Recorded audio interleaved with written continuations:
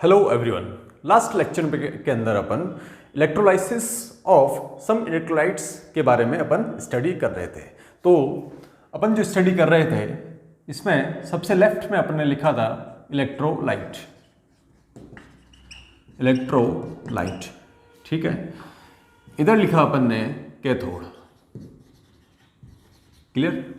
जो इलेक्ट्रोलाइट है उसका कैटायन या एनायन कौन सा पार्ट कैथोड पे डिपॉजिट होगा और कौन सा एनोड पर डिपॉजिट होगा, इसके बारे में अपन स्टडी कर रहे थे। तो जो पॉइंट अपन जिस इलेक्ट्रोलाइट की अपन स्टडी कर रहे थे वो था CuCl2 aqueous solution. CuCl2 aqueous solution है और प्लेटिनम इलेक्ट्रोड है। क्लियर? अब आप देखिए ध्यान से, एक्वस सॉल्यूशन है, दैट मीन्स सॉल्यूशन के अंदर कौन कौन से कैटाइन हो गए, एक तो Cu+2 और दूसरा H पॉजिटिव। ऐसे कौन कौन से एनायन हो गए, Cl2, Cl नेगेटिव और OH नेगेटिव। अब आप इनका डिस्चार्ज पोटेंशियल देखिए। Cu का डिस्चार्ज पोटेंशियल H से कम होता है, दैट मीन्स कैथोड पर क्या डिस्चार्ज होगा, Cu। क्लियर? कॉपर। ऐसे ही एनोड पर आप देखेंगे तो क्लोराइड का डिस्चार्ज पोटेंशियल हाइड्रोक्साइड से कम होता है, दैट मीन्स एनोड पर क्या बनेगा, Cl2 गैस। क्लियर? ये आपका सॉलिड डिपॉजिट हो जाएगा। Is that clear? Okay, next example ले CuBr2। क्या है भाई next example, CuBr2 aqueous solution है इसका और प्लेटिनम इलेक्ट्रोड है। क्या है भाई, प्लेटिनम इलेक्ट्रोड के ऊपर अपन स्टडी कर रहे हैं। प्लेटिनम कैसा इलेक्ट्रोड है, इनर्ट इलेक्ट्रोड। क्लियर? कैटाइंस की बात करें सॉल्यूशन के अंदर तो H पॉजिटिव है कॉपर के अलावा और हाइड्रोक्साइड है ब्रोमाइड के अलावा। Is that clear? तो वही जो डिस्चार्ज होंगे, कॉपर का डिस्चार्ज पोटेंशियल H पॉजिटिव से कम है, इसका मतलब कॉपर बनेगा कैथोड के ऊपर, और Br नेगेटिव का डिस्चार्ज पोटेंशियल OH नेगेटिव से कम है, इसलिए एनोड पर ब्रोमीन गैस लिबरेट होगी। Is that clear? Okay, means solution के अंदर अगर बात करें अपन, ये गया और कॉपर गया। Clear? Copper and bromide. Okay, clear?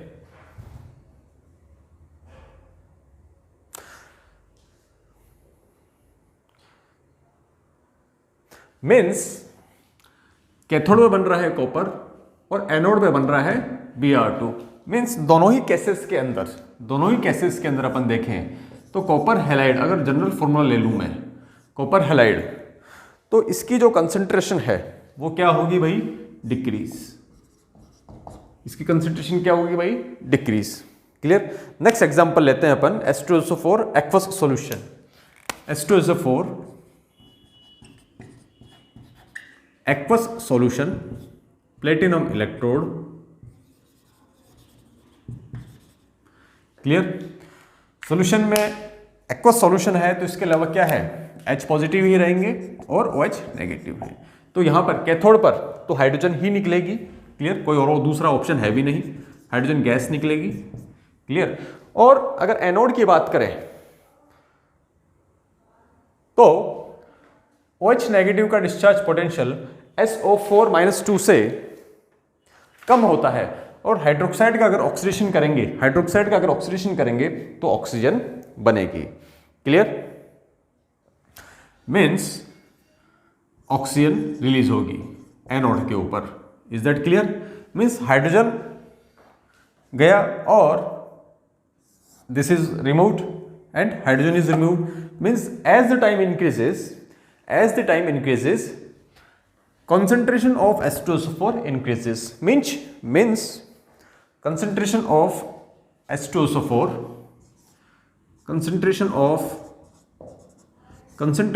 H2SO4 increase and pH of solution decrease. Clear? क्योंकि हाइड्रोजन H पॉजिटिव हाइड्रोजन की फॉर्म में निकल गया कैथोड के ऊपर, और हाइड्रोक्साइड ऑक्सीजन की फॉर्म में एनोड पर निकल रहा है। मीन्स सोल्यूशन में H2SO4 की कंसेंट्रेशन इंक्रीज हो रही है। मीन्स H2SO4 की कंसेंट्रेशन अगर इंक्रीज हो रही है तो pH क्या हो रहा है? डिक्रीज हो रहा है। ये आपको ध्यान रखना है। नेक्स्ट अपन एग्जांपल लेते हैं copper sulphate aqueous solution. Copper sulphate aqueous solution, और जो इलेक्ट्रोड लिया है अपन ने लिया है copper electrode. Is that clear? Okay, तो इसके अंदर आपका जो कैथोड है H पॉजिटिव है और OH नेगेटिव है। क्लियर? ओके, यहां पर जो कैथोड पर क्या बनेगा आपका? कॉपर। कैथोड पे क्या बनेगा? कॉपर। और एनोड पर जो बनेगा OH नेगेटिव और सल्फेट, दोनों में से डिस्चार्ज पोटेंशियल की बात करें अपन, OH नेगेटिव एंड सल्फेट में से, तो OH का डिस्चार्ज पोटेंशियल कम होता है। आप एनोड पर ध्यान दीजिएगा। जो एनोड है वो किसका बना है? देखिए कॉपर का। एनोड पे क्या होगा? ऑक्सीडेशन। क्लियर? मीन्स सपोज ये एनोड है। क्लियर? ये किसका बना हुआ है? कॉपर का। ये कन्वर्ट हो रहा है किसमें? ये किसमें कन्वर्ट होगा? कॉपर +2 के अंदर। क्लियर? सॉल्यूशन में है सल्फेट। क्लियर? तो दोनों आपस में रिएक्ट करके क्या बना लेंगे भाई? Copper sulphate. क्लियर? तो आपको यह बात ध्यान रखनी है, स्पेशली इस केस के अंदर कॉपर सल्फेट एक्वस सॉल्यूशन है और कॉपर इलेक्ट्रोड है।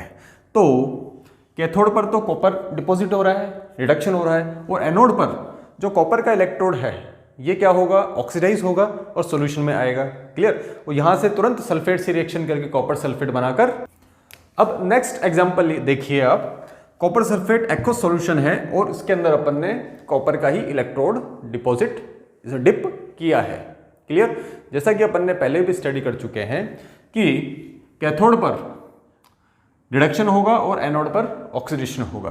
तो कैथोड पर Cu डिपॉजिट होगा और एनोड पर ध्यान दीजिएगा, ये स्पेशल केस है, और एनोड पर कॉपर का जो इलेक्ट्रोड है वो ऑक्सीडाइज होगा और सॉल्यूशन में सल्फेट से रिएक्शन करके कॉपर सल्फेट बनाएगा, जो कि इलेक्ट्रोड के नीचे डिपॉजिट होगा, जिसे अपन एनोड मड भी कहते हैं। क्लियर? नेक्स्ट एग्जांपल लिखिए, silver nitrate aqueous solution. Silver nitrate aqueous solution और प्लेटिनम इलेक्ट्रोड। सॉल्यूशन में क्या क्या है? H positive and OH negative. Aqueous solution है इसलिए डिस्चार्ज पोटेंशियल आप देखिएगा, सिल्वर का कम है H पॉजिटिव से, मीन्स कैथोड पर सिल्वर डिपॉजिट होगा और एनोड पर नाइट्रेट और हाइड्रोक्साइड, नाइट्रेट एंड हाइड्रोक्साइड दोनों में से देखा जाए तो हाइड्रोक्साइड का डिस्चार्ज पोटेंशियल कम है, इसलिए एनोड पर ऑक्सीजन गैस रिलीज होगी, ऑक्सीजन गैस लिबरेट होगी। देखिए सिल्वर सॉल्यूशन में से जा रहा है एंड डिपॉजिट हो रहा है कैथोड के ऊपर। हाइड्रोक्साइड किस फॉर्म में जा रहा है? ऑक्सीजन की फॉर्म पर एनोड में। सॉल्यूशन में क्या बच रहा है? HNO3। HNO3 मीन्स HNO3 की कंसेंट्रेशन इंक्रीज होगी और pH ऑफ सॉल्यूशन डिक्रीज होगा। ध्यान दीजिएगा आप इसमें। ठीक है? नेक्स्ट एग्जांपल लिख लीजिए आप, silver nitrate aqueous solution, silver electrode,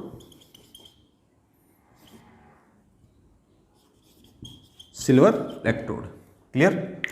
solution में क्या क्या है? H है और हाइड्रोक्साइड है, लेकिन इलेक्ट्रोड क्या है? सिल्वर। जो केस कॉपर का था वैसा ही क्या होगा यहाँ पे? सिल्वर नाइट्रेट के साथ होगा, मीन्स सिल्वर डिपॉजिट होगा सॉलिड। क्लियर? और सिल्वर नाइट्रेट की फॉर्म में एनोड पर सिल्वर के इलेक्ट्रोड के नीचे एज ए एनोड में डिपॉजिट होगा। Is that clear? Next example लिख लीजिए आप, sodium hydroxide aqueous solution, sodium hydroxide aqueous solution, और जो इलेक्ट्रोड है वो क्या है? Platinum electrode. Is that clear? Platinum electrode, platinum electrode. Clear? यहां पर जो प्रोडक्ट्स बनेंगे वो देख लीजिए, हाइड्रोजन कैथोड में बनेगा आपका, हाइड्रोजन गैसियस फॉर्म में, और इधर ऑक्सीजन गैसियस फॉर्म के अंदर। Is that clear? Next example है आपका copper sulphate aqueous solution, copper sulphate aqueous solution, और जो इलेक्ट्रोड है वो है आपका प्लेटिनम इलेक्ट्रोड। यहां पर आप डिस्चार्ज पोटेंशियल का ऑर्डर देखकर जो प्रोडक्ट बनेंगे वो देख लीजिएगा। कॉपर सॉलिड बनेगा कैथोड पर, और जो एनोड पे बनेगा वो बनेगा आपका ऑक्सीजन, गैस इस फॉर्म के अंदर गैस ऑक्सीजन बनेगी। Is that clear? अब हेडिंग डालिए, quantitative study of electrolysis. Quantitative study, quantitative study of electrolysis, quantitative study of electrolysis. इसमें सबसे पहले लिख लीजिए first law of Faraday, first law of Faraday, Faraday. इसमें लिख लीजिए the weight of the substance liberated, the weight of the substance liberated, the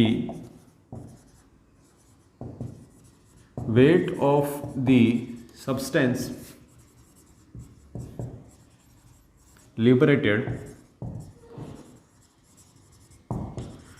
at the electrode as a result of electrolyte, at electrode,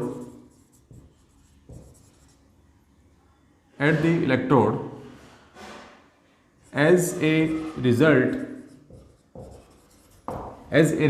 of electrolysis, result of electrolysis, as a result of electrolysis is directly proportional to the, is directly proportional to the, directly proportional to the quantity of electricity passed through the electrolyte, quantity of the electricity, quantity of the electricity passed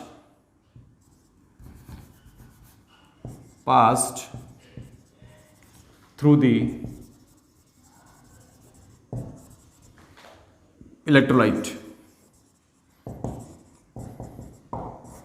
That means, अब definition को शुरू से पढ़िए। The weight of the substance liberated at electrode as a result of electrolysis is directly proportional to the quantity of electricity passed through the electrolyte. That means quantity of weight of substance, that is W, is directly proportional to किसके है?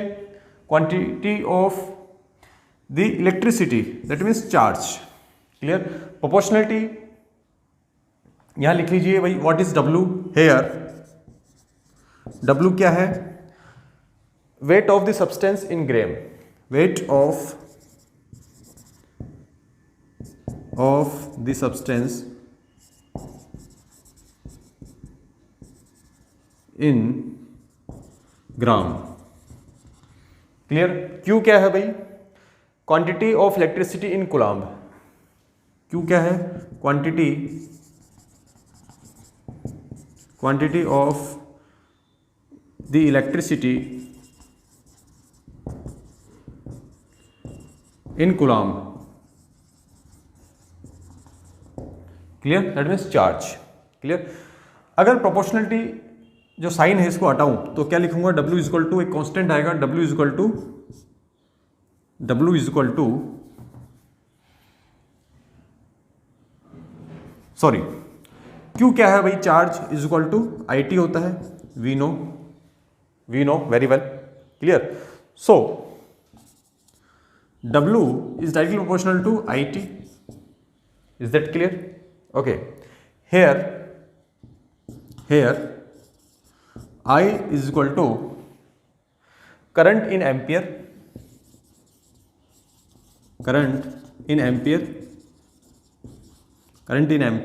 and T is time in seconds, and T is time in seconds. Is that clear? Okay, that means Coulomb is equal to ampere into second.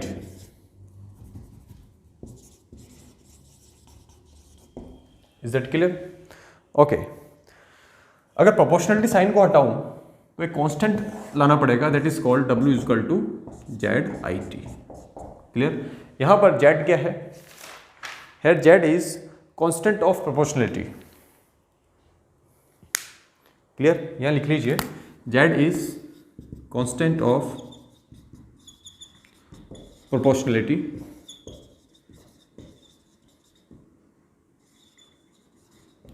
Constant of proportionality, that is called electrochemical equivalent. That is called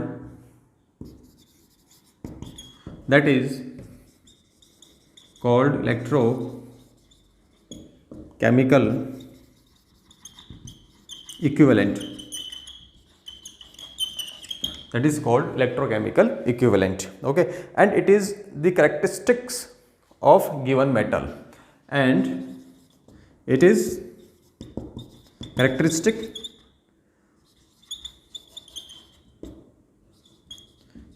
of given metal oblique ion. Clear? Remember it. Okay, characteristic मतलब क्या है भाई? Constant है, characteristic है, given metal है, means उसके लिए constant ही value है ये. क्लियर? अब जेड की डेफिनेशन क्या होती है? क्लियर? इसको अपन नेक्स्ट टर्म में स्टडी करेंगे. Thank you.